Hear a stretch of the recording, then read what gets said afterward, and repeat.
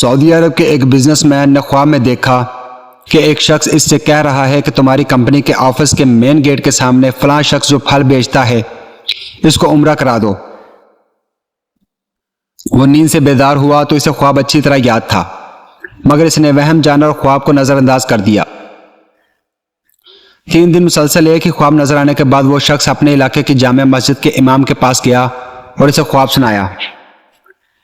امام مسجد نے کہا اس شخص سے رابطہ کرو اور اسے عمرہ کرا دو۔ اگلے روز اس شخص نے اپنی اس کمپنی کے ملازم سے اس پھل فروش کا نمبر معلوم کرنے کو کہا۔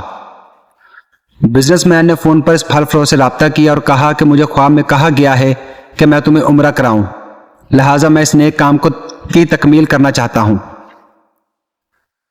پھل فروش زور سے ہنسا اور کہنے لگا کیا بات کرتے ہو بھائی، میں نے تو مدت ہوئی کبھی فرض نماز ادا نہیں کی اور بعض اوقات شراب بھی پیتا ہوں، تم کہتے ہو کہ تم مجھے عمرہ کروانا چاہتے ہو۔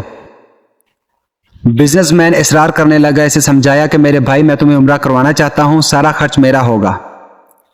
خاصی بحث کے بعد آدمی اس شرط پر رضامند ہوا کہ ٹھیک ہے میں تمہارے ساتھ عمرہ کروں گا، مگر تم مجھے واپس ریاض میرے گھر لے کر آؤ گے اور تمام اخراجات تمہارے ذمہ ہوں گے۔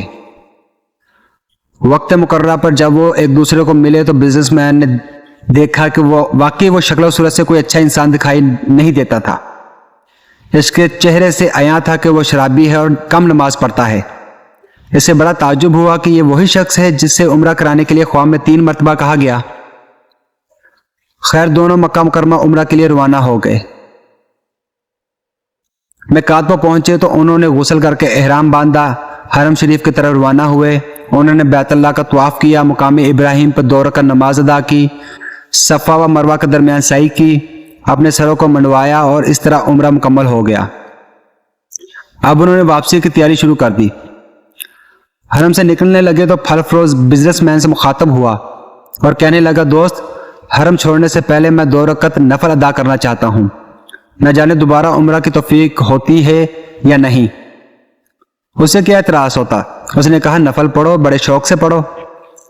اس نے اس کے سامنے نفل ادا کرنے شروع کر دیے۔ جب سجدے میں گیا تو اس کا سجدہ طویل سے طویل ہوتا گیا۔ جب کافی دیر ہو گئی تو بزنس مین نے اسے ہلایا۔ جب کوئی حرکت نہیں ہوئی تو اس پر انکشاف ہوا کہ پھل فروش کی روح حالت سجدہ میں ہی پرواز کر چکی تھی۔ پھل فروش کی موت پر اسے بڑا رشک آیا۔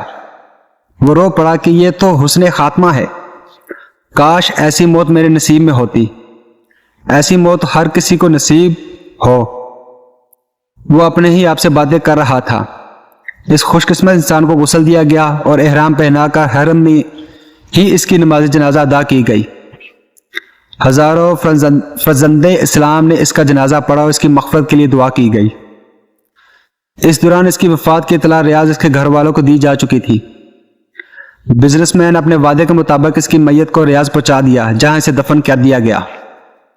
بزنس مین نے پھل فروش کی بیوہ سے تعزیت کرنے کے بعد کہا میں جاننا چاہتا ہوں کہ تمہارے شوہر کی ایسی کون سی عادت یا نیکی تھی کہ اس کا انجام اس قدر عمدہ ہوا اور اسے حرم میں سجدہ کی حالت میں موت آئی۔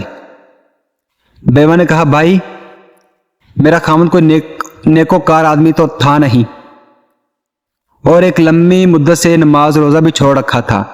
میں اس کی کوئی خاص خوبی بیان تو نہیں کر سکتی، ہاں مگر اس کی ایک عادت یہ ضرور تھی کہ وہ ہمارے ہمسائے میں ایک غریب بیوہ اپنے چھوٹے چھوٹے بچوں کے ساتھ رہتی ہے۔